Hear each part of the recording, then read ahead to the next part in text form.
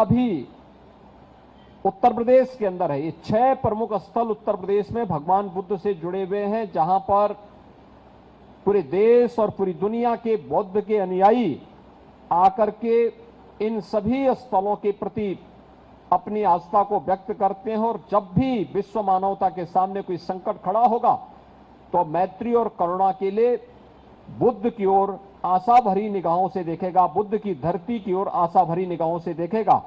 ये स्वाभाविक रूप से कलेक्शन अपने आप में अतीत को समेट करके इतिहास का एक बृहद ज्ञानवर्धन का कोष भी संकेत और डाक टिकटों के माध्यम से और स्पेशल कवर के माध्यम से हम सबके सामने प्रस्तुत करता है। अन्य अनेक ऐसी घटनाओं का साक्षी उत्तर प्रदेश है।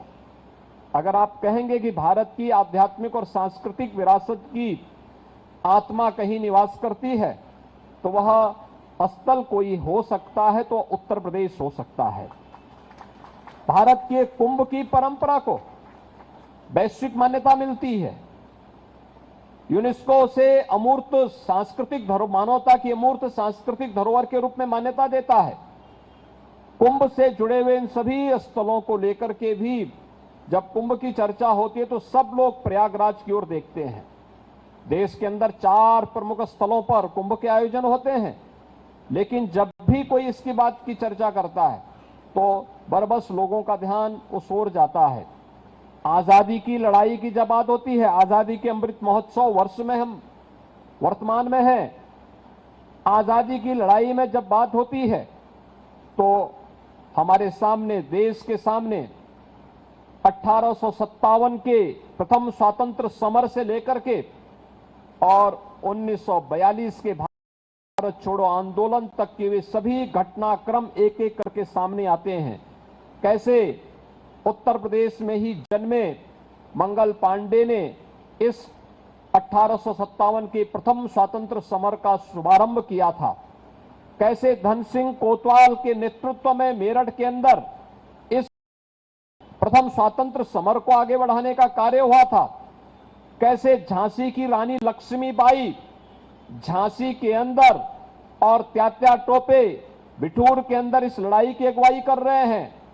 कैसे चोरी चोरा की घटना 1922 में होती है, कैसे काकोरी की घटना घटित होती है और कैसे भारत छोड़ो आंदोलन के अंदर उत्तर प्रदेश के अलग अलग स्थानों को योगदान रहा है।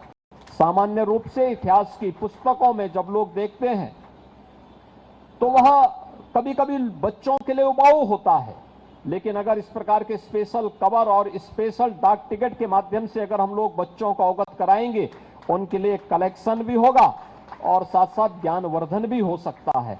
आज अन्य अनेक ऐसे घटनाओं का साक्षी है उत्तर प्रदेश के अंदर।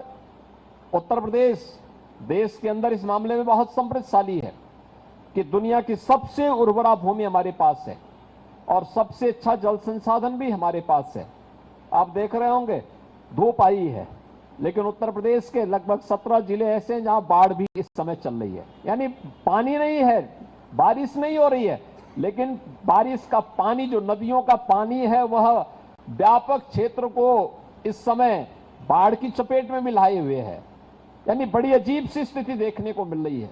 उन स्थितियों में अगर इन सभी चीजों का संग्रह करके हम लोगों को भविष्य के प्रति भी जागरूक कर सकते हैं, मैं इसके लिए डाक विभाग को यूपीएलएक्स के इस आयोजन के लिए हृदय से धन्यवाद देता हूं और मैं विश्वास व्यक्त करता हूं कि उत्तर प्रदेश की जो सांस्कृतिक और आध्यात्मिक परंपरा है, ये देश के अंदर सबसे, तो दुनिया के अंदर सबसे समृद्ध परंपरा है। इस परंपरा को इस प्रकार के डाक टिकट और स्पेशल कवर के माध्यम से संरक्षित किए जाने की आवश्यकता है, जिससे आने वाली पीढ़ी के लिए सहज और सरल तरीके से, क्योंकि जब हम लोग बहुत सिद्धांतों में पढ़ते हैं तो वह कठिन हो जाता है, लेकिन जब हम उसे ग्राफिक्स के माध्यम से प्रस्तुत करते हैं या कोई चित्र के माध्यम से उस समय की किसी एक घटना को ध्यान में रख करके जब हम लोगों का ध्यान आकर्षित करते हैं तो लोग आसानी से उसको समझ जाते हैं।